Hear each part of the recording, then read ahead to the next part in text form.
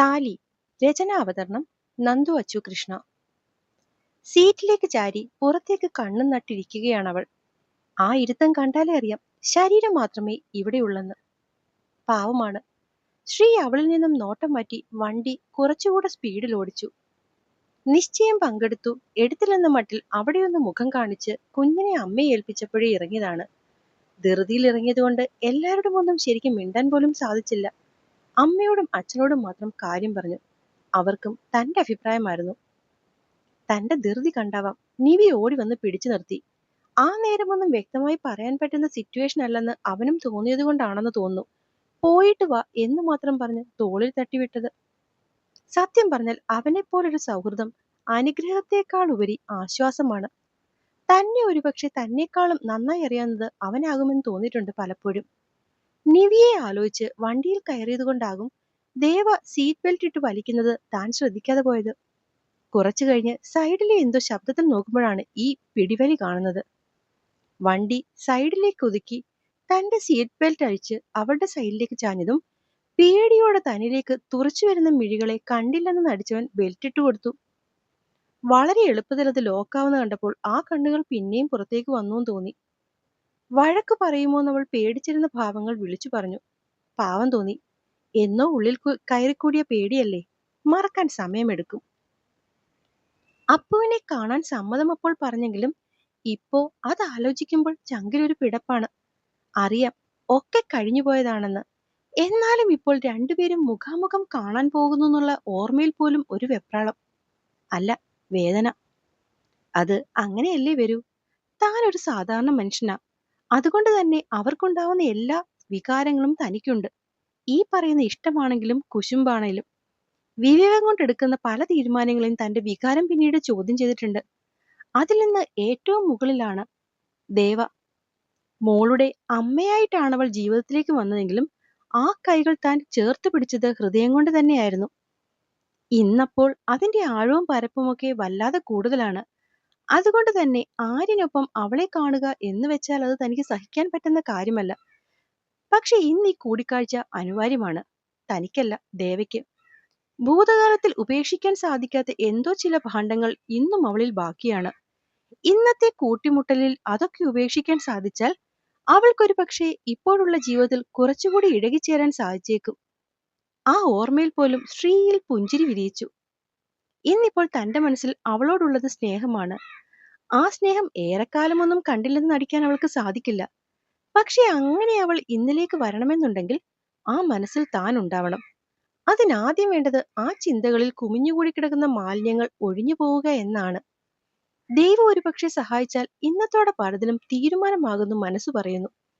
അങ്ങനെ ശ്രീയുടെ ചിന്തകൾ ദേവയുടെ ചുറ്റുമായിരുന്നെങ്കിൽ അവളുടെ മനസ്സപ്പോൾ പല ഓർമ്മകളിലും കാട് കയറി പാഞ്ഞുകൊണ്ടിരുന്നു.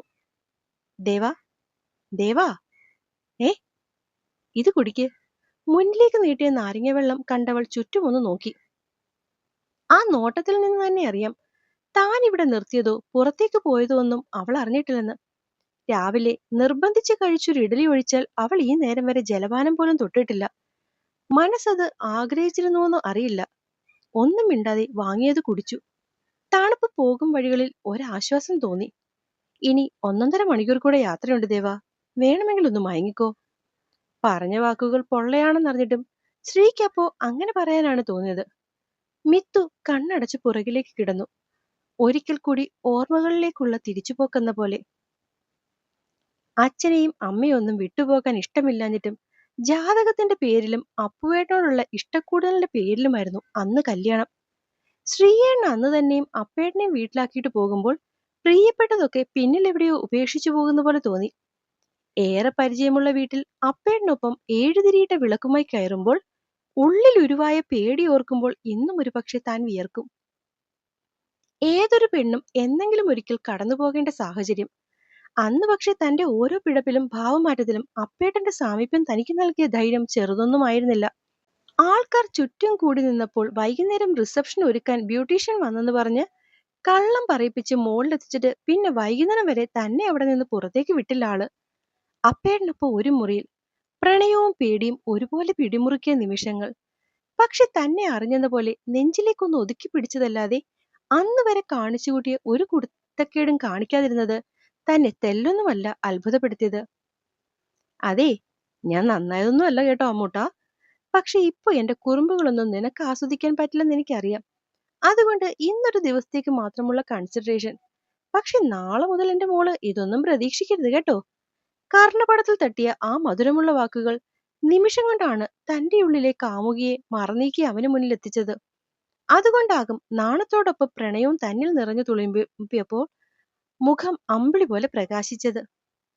കുസൃതി നിറഞ്ഞ ചിരിയാൽ അത്രയും പറയുന്നതിനിടയിൽ എത്ര തവണയവൻ തന്റെ നെറുകയെ ചുംബിച്ചു മാറിയെന്ന് സത്യം പറഞ്ഞാൽ ഓർമ്മയില്ല. അന്ന് വൈകുന്നേരത്തെ റിസപ്ഷൻ തീർന്നിട്ടും അച്ഛനെ കെട്ടിപ്പിടിച്ച് പോകാൻ വിടാതെ താൻ കരഞ്ഞ് ബഹളം കൂട്ടിയത് കൊണ്ട് മാത്രമാണ് ഉറങ്ങും വരെ അച്ഛന്റെ അരികിൽ നിന്നും മാറാതെ ഇരുന്നത്. ഇതിനിടയിൽ ദേവൂട്ടനും തനിക്കൊപ്പം കേറി കിടന്നിരുന്നു. ആഹാ, എന്താ അന്തസ്! ഫസ്റ്റ് നൈറ്റിൽ എന്നെയും കെട്ടിപ്പിടിച്ച് കിടന്നുറങ്ങേണ്ടവളാണ് അപ്പന്റെ മടിയിൽ താരാട്ടും കേട്ട് സുഖിച്ചിങ്ങനെ കിടക്കുന്നത്. ഒപ്പം അനിയൻ വാവയും പിടിച്ച് കിടത്തി ഉറക്കിയിരിക്കുന്നു. എന്താ അല്ലേ? ഇവളോ ഇങ്ങനെയായി. അങ്കിളെങ്കിലും വിവേകത്തോടെ പെരുമാറുമെന്ന് ഞാൻ വിചാരിച്ചു. ഹാ, എന്റെ വിധി. അപ്പു അങ്ങനെ ഉറക്കെ അത് പറയുന്നതും എല്ലാരും അത് കേട്ട് ചിരിക്കുന്നതുമൊക്കെ പാതി മയക്കത്തിൽ കേട്ടെങ്കിലും പെട്ടെന്ന് തന്നെ ക്ഷീണം കൊണ്ട് ഉറങ്ങിപ്പോയി. അങ്ങനെ ഏറെ രാത്രിയായി അവർ അവിടെ നിന്നും ഇറങ്ങിയപ്പോൾ.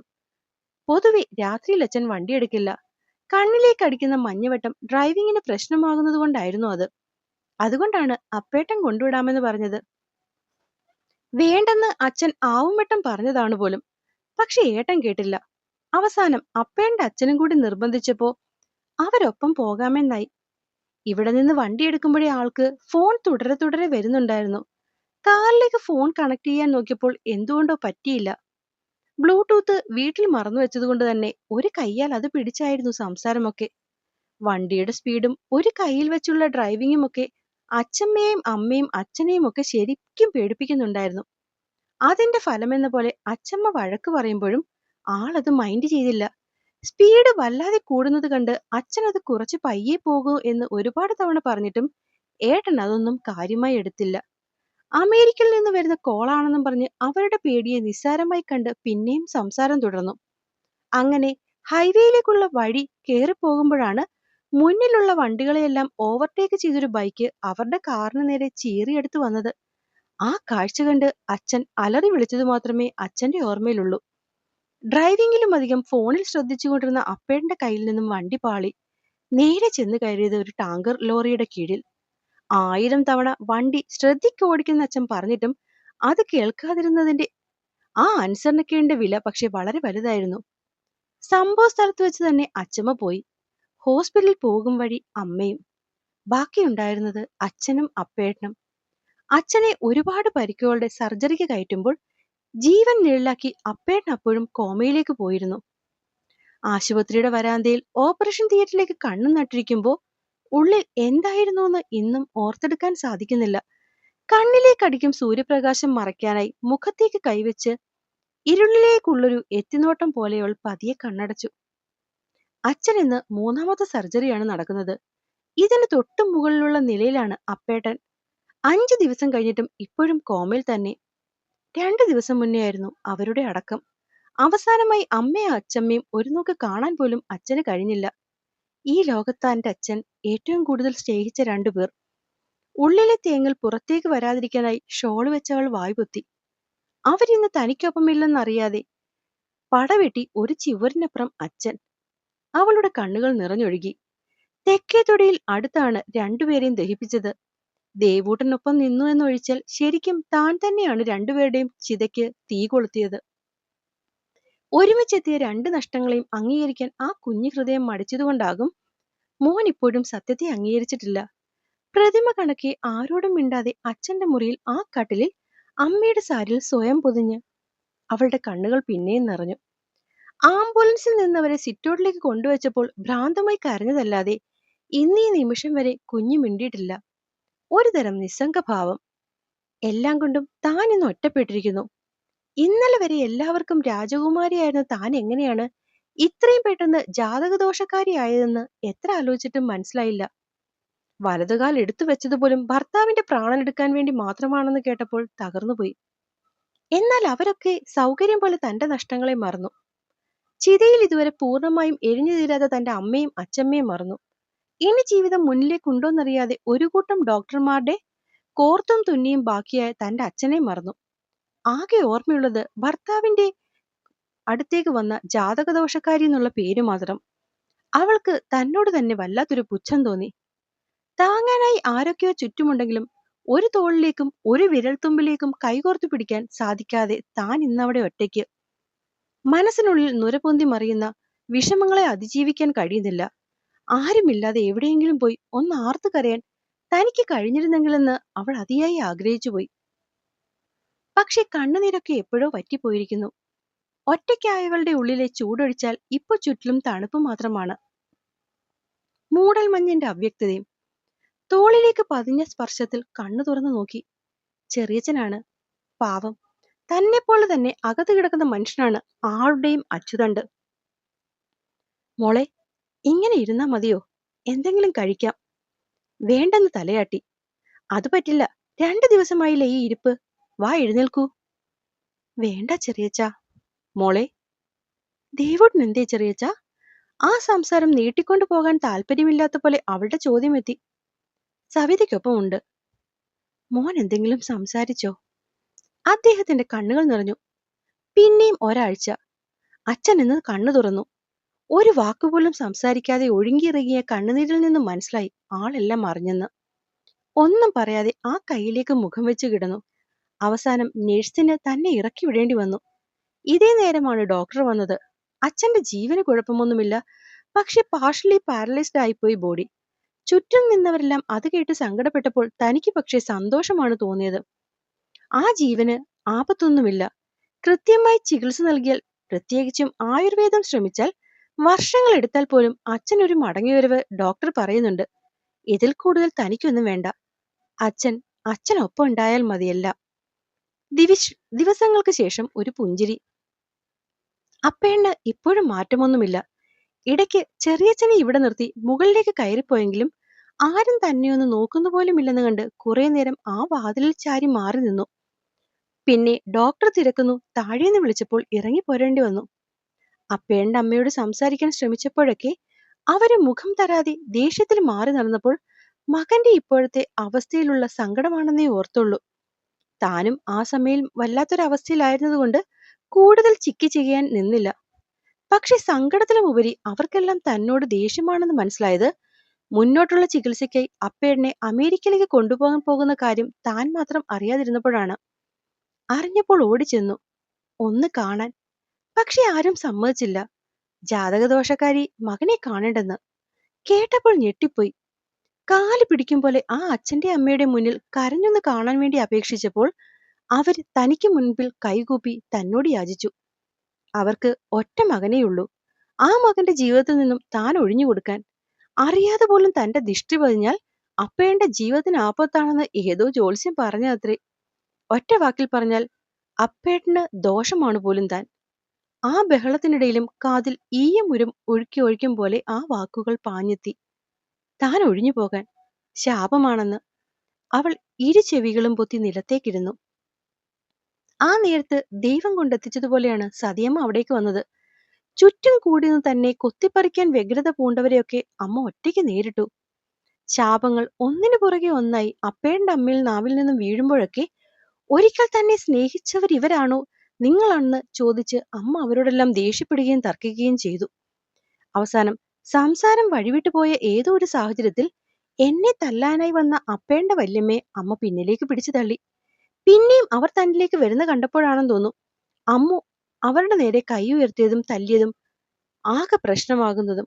അവസാനം ആശുപത്രി അധികൃതർ ഇടപെട്ടു. പക്ഷെ അപ്പോഴേക്കും വണ്ട് മൂളും പോലെ ആ വാക്കുകൾ അവൾക്കുള്ളിൽ കിടന്ന് മൂളാൻ തുടങ്ങി. അന്നുവരെ മോളേന്ന് പോലും തീർത്തു വിളിക്കാത്തവർ ശല്യമെന്നും ഇറങ്ങിപ്പൊക്കൂടെന്നും ചോദിച്ചപ്പോൾ മനസ്സ് പിടഞ്ഞുപോയി.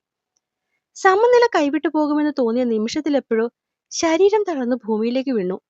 അന്ന് താങ്ങായി പിടിച്ചു നിർത്തിയത് സതിയമ്മയായിരുന്നു.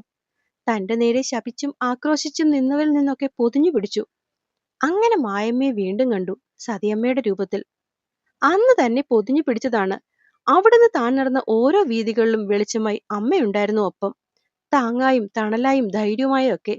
പക്ഷെ അന്ന് ആദ്യമായി തനിക്കൊരു കാര്യം മനസ്സിലായി. ജ്യോത്സ്യവും ജ്യോത്സ്യരും പറയുന്നതാണ് ജീവിതമെന്ന്. അങ്ങനെയെങ്കിൽ 10ൽ 8 പൊരുത്തം പറഞ്ഞ് കല്യാണം നടത്തിയതും ഇതുപോലൊരു ജ്യോത്സ്യനല്ലേ? അതെന്തേ ഇവര് മറന്നുപോയി? താൻ അത് ആരോടും ചോദിച്ചില്ല. മറുപടി പറയേണ്ടവൻ അകത്ത് ജീവൻ മരണ പോരാട്ടത്തിലും. തർക്കിക്കാൻ നിന്നില്ല, അല്ലെങ്കിൽ തടയാൻ പോയില്ല. താനെന്ന ശാപമകന്നാൽ രക്ഷപ്പെടുമെങ്കിൽ പെട്ടോട്ടേന്ന് മാത്രം കരുതി. വിറയ്ക്കുന്ന കാൽപാദത്തോടെ അവിടെ നിന്നും ഇറങ്ങി അച്ഛൻ അരികിലേക്ക് പോയി. ആ കാൽക്കൽ തലവെച്ച് സങ്കടം ഇറക്കി വെച്ചു. പിറ്റേന്ന് രാത്രി എപ്പോഴോ അവർ പോയതറിഞ്ഞു. ഉള്ളിലെ പ്രക്ഷുബ്ധമായ കടല് എല്ലാരിൽ നിന്നും മറച്ചപ്പോഴും സതിയമ്മ തീരം പോലെ കൂടെയുണ്ടായി. ഇതിനിടയിൽ അമേരിക്കയിലെത്തി ഒരാഴ്ച കഴിഞ്ഞപ്പോൾ അപ്പേട്ടൻ കോമയിൽ നിന്നും ഉണർന്നു. തന്റെ നിഴലകന്നപ്പോൾ മകന് ജീവൻ തിരിച്ചു കിട്ടിയെന്ന് വിശ്വസിക്കാൻ ആ അമ്മയ്ക്കും അച്ഛനും ഒരു കാരണം കൂടി കിട്ടി. അപ്പച്ചി വിളിച്ചു പറഞ്ഞപ്പോൾ കുറച്ചു നേരമെങ്കിലും താൻ മതിമറന്ന് സന്തോഷിച്ചു. അപ്പേട്ടൻ എഴുന്നേറ്റാൽ ഒക്കെ ശരിയാകുമെന്ന് വെറുതെ താൻ വിശ്വസിക്കാൻ തുടങ്ങി. പക്ഷേ ഏട്ടന് ഓർമ്മ നഷ്ടമായെന്നുള്ള അറിവ് തന്നിലേക്ക് എത്തും വരെ ആ സന്തോഷത്തിന് ആയുസുണ്ടായിരുന്നുള്ളൂ.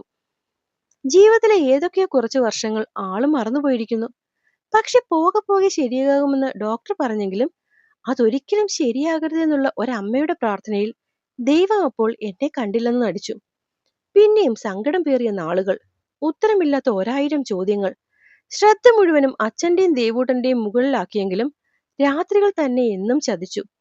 കരഞ്ഞുകൊണ്ട് ഉറങ്ങാത്ത ഒരിരവും പിന്നീട് ഉണ്ടായിട്ടില്ല. 3ാമത്തെ മാസം ഹോസ്പിറ്റലിൽ നിന്ന് ഇറങ്ങിയപ്പോഴേക്കും സമ്പാദ്യമൊക്കെ തീർന്നു. പിന്നീട് അവിടെ കിടന്നിട്ടും കാര്യമില്ലെന്ന് തോന്നിയപ്പോഴാണ് സതിയമ്മയും അച്ഛനും കൂടി വയനാട്ടിലെ കുറുപ്പന്മാരുടെ നാട്ടുവൈദ്യ ആശ്രമത്തിലേക്ക് തങ്ങളെ കൊണ്ടുപോയത്. അവിടെ പോയാൽ അച്ഛൻ തിരികെ ജീവിതത്തിലേക്ക് വരുമെന്ന് ഉറപ്പുള്ള സതിയമ്മയുടെ വിശ്വാസത്തെ താനും വിശ്വസിച്ച് അവിടെ താമസമാക്കി. ഇതിനിടയിൽ അപ്പേട്ടൻ എന്തൊക്കെയോ ഓർമ്മ വന്നെന്നും ഇല്ലെന്നുമൊക്കെയുള്ള വാർത്തകൾ തന്നെ തേടി വരുന്നുണ്ടായിരുന്നു. പക്ഷെ സന്തോഷിച്ചില്ല. കാരണം അപ്പോഴും താൻ സന്തോഷങ്ങളെ ഭയന്നു തുടങ്ങിയിരുന്നു. ഇതിനിടയിൽ ബാങ്കിലുണ്ടായിരുന്നതും സ്വർണം വിറ്റതുമായ കയ്യിലെ ക്യാഷ് മുഴുവനും തീർന്നു. ചികിത്സയ്ക്ക് പിന്നെയും കുറേയധികം ക്യാഷ് വേണ്ടതുണ്ട്. തന്റെ പേരിലുണ്ടായിരുന്ന കുറച്ചു സ്ഥലം വിൽക്കാൻ നീലനച്ഛനെ ഏൽപ്പിച്ചു. ഏർപ്പാടാക്കിയ അന്ന് ഉച്ചയ്ക്ക് തന്നെ വാങ്ങാൻ ആളായെന്ന് അച്ഛൻ വിളിച്ചു പറഞ്ഞു. പക്ഷേ രജിസ്ട്രാർ ഓഫീസിൽ ചെല്ലുമ്പോൾ മാത്രമാണ് അത് ശ്രീയേട്ടനാണെന്നറിഞ്ഞത്. ഞെട്ടി എല്ലാവരെയും നോക്കിയപ്പോൾ ഒന്നുമില്ലെന്ന് സതിയമ്മ കണ്ണടച്ചു കാണിച്ചു. കണ്ണെടുക്കാതെ ആളെ നോക്കി നിന്നതുകൊണ്ടാകും തന്റെ അരികിലേക്ക് വന്ന് സംസാരിച്ചത്. അമ്മയും അച്ഛനും കൂടെ തന്ന ക്യാഷ് നീ വാങ്ങിയിരുന്നെങ്കിൽ ഇതിന്റെ ഒന്നും ആവശ്യമില്ലായിരുന്നു ദേവ. പക്ഷെ ആരുടെ കയ്യിൽ നിന്നും കാശ് വാങ്ങില്ലെന്നുള്ള നിന്റെ വാശി കാരണമാണ് നമ്മളൊക്കെ ഇപ്പൊ ഇവിടെ നിൽക്കുന്നത്. പിന്നെ ഈ സ്ഥലം കയ്യിൽ നിന്ന് പോയെന്നൊന്നും കരുതണ്ട കേട്ടോ. തന്റെ സെൽഫ് റെസ്പെക്ട് നഷ്ടപ്പെടാതിരിക്കാനുള്ള ഒരു കുഞ്ഞ് അഡ്ജസ്റ്റ്മെന്റ്. അതുകൊണ്ട് എത്രയും പെട്ടെന്ന് പഠിച്ചൊരു ജോലി വാങ്ങ്. എന്നിട്ട് ഇതങ്ങ് തിരിച്ചു വാങ്ങിക്കോ. ശരിയെന്ന പോലെ അവളൊന്ന് മൂളി. ഈ ദിവസങ്ങളിൽ എപ്പോഴൊക്കെയോ പലയിടത്ത് വെച്ച് താൻ ആളെ കണ്ടിട്ടുണ്ട്. അച്ഛന്റെ മുറിയിൽ, ലാബ് റിപ്പോർട്ട് കളക്ട് ചെയ്യാൻ, ബില്ലിംഗ് സെക്ഷനിൽ, അങ്ങനെ ഒരുപാട് സ്ഥലത്ത്. സതിയമ്മയ്ക്ക് പകരം ഹോസ്പിറ്റലിൽ പല രാത്രികളിലും തനിക്ക് കൂട്ടിരുന്നത് ഈ മുഖമാണ്. ഒടുവിൽ രാവിലെ അമ്മ എത്തുമ്പോൾ കഴിക്കാനുള്ളത് വാങ്ങിത്തന്ന് ആളങ്ങ് പോകും. ആ നേരം മാത്രം ഒരു നോട്ടം തന്നെ തേടിയെത്തും. വീട് പൂട്ടിയിട്ട് താക്കോൽ അമ്മയെ ഏൽപ്പിച്ചുകൊണ്ട് പുറത്തിറങ്ങുമ്പോൾ തന്നെ കൊണ്ടുവിടാനായി ആള് കാറുമായി പുറത്തുണ്ടായിരുന്നു. ആശ്രമത്തിൽ എത്തും വരെ പരസ്പരം ഒന്നും സംസാരിക്കാതെ തങ്ങളുടെ ലോകത്തായിരുന്നു രണ്ടുപേരും. അച്ഛനെ കേറിക്കണ്ട് മടങ്ങും വഴി തന്റെ അരികിൽ നിൽക്കുന്ന ദേവൂട്ടനെ ആള് അടുത്തേക്ക് വിളിച്ചു. എന്തൊക്കെയോ കുറച്ച് സംസാരിച്ചതിന് ശേഷം കയ്യിലിരുന്ന കുഞ്ഞൊരു ഫോൺ അവന് നൽകി. വേണ്ട എന്ന് ആവർത്തിച്ചു പറഞ്ഞെങ്കിലും ഏട്ടൻ നിർബന്ധിച്ചു കൊടുത്തു. എന്താവശ്യമുണ്ടെങ്കിലും വിളിക്കണമെന്ന് അവന്റെ അടുത്ത് നിന്ന് വാക്കുവാങ്ങി. ഇറങ്ങും മുന്നേ ആൽമരച്ചോട്ടിൽ തന്റെ അടുത്തേക്ക് വന്നിരുന്നു. ഫോൺ വാങ്ങിയതിന് മോനെ ഒന്നും പറയരുത്. അങ്കിളിന്റെ ആബ്സെൻസ് അവനെ വല്ലാതെ ബാധിച്ചിട്ടുണ്ട്. നീയും ഓക്കെ അല്ല. അതുകൊണ്ട് അവന് സംസാരിക്കാൻ ഒരാള്. അങ്കിൾ ഓക്കെ ആയാൽ ഞാൻ ആ ഫോൺ തിരികെ വാങ്ങിക്കോളാം. തന്നെ നോക്കാതെ മുന്നിലേക്ക് നോക്കി അത്രയും പറഞ്ഞിട്ട് ആള് പോയി. ചേർത്തു പിടിക്കാതെയും ഒപ്പമുണ്ടെന്ന് ആവർത്തിക്കാതെയും മനസ്സുകൊണ്ട് സ്വാതന്ത്ര്യം നൽകാമെന്ന് അന്ന് ആദ്യമായി താൻ തിരിച്ചറിഞ്ഞു. ദിവസങ്ങൾ ആർക്കും കാക്കാതെ പിന്നെയും മാറിമറിഞ്ഞു. അറ്റവും മൂലയും അരയുമൊക്കെയായി അച്ഛൻ ചില ശബ്ദങ്ങൾ പുറപ്പെടുവിച്ചതിന്റെ സന്തോഷത്തിലിരിക്കുമ്പോഴാണ് അപ്പച്ചിയുടെ ഫോൺ വന്നത്. നെഞ്ചിരിപ്പോടെ അതൊന്നെടുത്ത് ചെവിയിൽ വെക്കുമ്പോൾ ഇപ്പോ ഉള്ളിലുള്ള സന്തോഷം നഷ്ടമാക്കുന്ന ഒന്നായിരിക്കരുതേ അപ്പയ്ക്ക് പറയാനുള്ളതെന്ന് മാത്രമേ പ്രാർത്ഥിച്ചുള്ളൂ. പക്ഷെ കേട്ട വാർത്ത സന്തോഷത്തിന്റെ ആക്കം കൂട്ടുന്നതായിരുന്നു. അപ്പേട്ടന് പിന്നെ എന്തൊക്കെയോ ഓർമ്മ വന്നു. അതിൽ അപ്പ എന്റെ പേര് കേട്ടുന്ന്. അപ്പേട്ടൻ അമ്മുനെ തിരക്കിന്ന്. നാളുകൾക്ക് ശേഷം താൻ സന്തോഷിച്ച മനസ്സറിഞ്ഞ രാത്രി. അപ്പൊ കാണാവേ. എല്ലാരോടും നിറയെ നിറയെ ഇഷ്ടം.